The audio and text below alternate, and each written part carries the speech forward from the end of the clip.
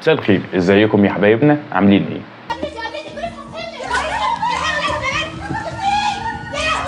ايه ده؟ ايه النور اللي بيحصل وايه الصوت اللي بره ده؟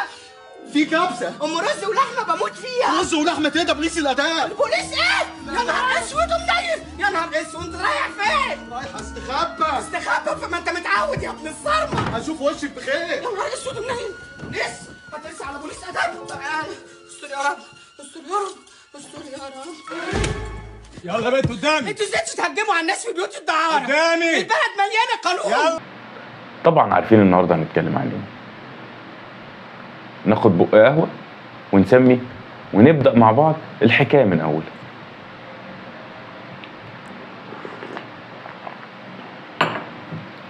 بسم الله. الحكايه بقى بدات من اول فين؟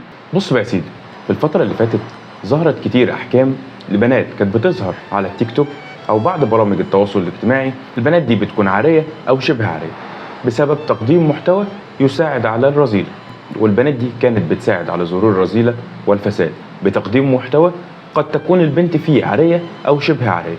تعالوا بقى نتكلم عن تاريخ البغاء في مصر. يلا بينا. هنرجع بالزمن لسنة 1837 في عهد محمد علي باشا، حيث كان البغاء منتشرا في هذه الفترة وكان مصرحا به، وكان أيضا مصدر كبير جدا للضرائب، واستمر ذلك الوضع حتى ما يجي الاحتلال البريطاني عام 1882.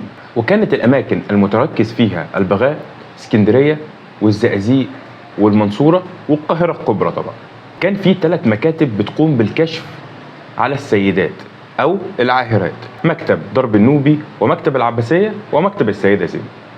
كشفت التقارير الطبية في الوقت ده أن الزهري كان من أكبر الأمراض المنتشرة بين السيدات المصريات، أما السيلان فكان على التساوي بين السيدات المصريات والأجنبيات.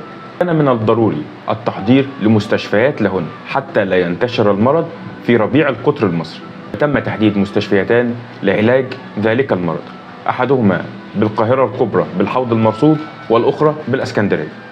في مذكرات حكمدار القاهرة توماس راسل، وذلك في الفترة بين 1917 حتى عام 1946، وقام الحكمدار البريطاني بوضع حدا لانتشار هذه الظاهرة، حيث تم إلقاء القبض على أحد أباطرة تجارة الرقيق والبغاء في ذلك الوقت، وكان هذا شخص يدعى إبراهيم الغربي. وإبراهيم الغربي ده كان فعلا من أحد أباطرة تجارة الرقيق والبغاء في مصر، وكان لهن عليه الطاعة العمياء.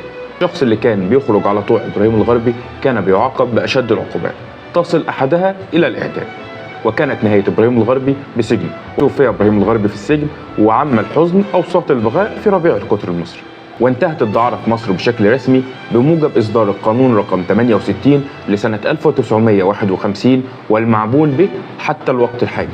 كان في قصة شهيرة رواها الشيخ الشعراوي بسبب إلغاء هذه الظاهرة في مصر، حيث أنه قام نائب باب الشعرية سيد جلال الجيلاني الذي احتال على وزير الشؤون الاجتماعية جلال باشا فهيم في ذلك الوقت، وجعله يمر بشارع كلوت بيك، فتعرض الوزير للسرقة وتمزيق ملابسه من العاهرات، فألغى الوزير البغاء في مصر بقرار من القيادة السياسية.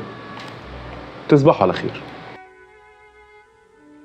من امام احدى بيوت الدعاره. باي باي يا قطه.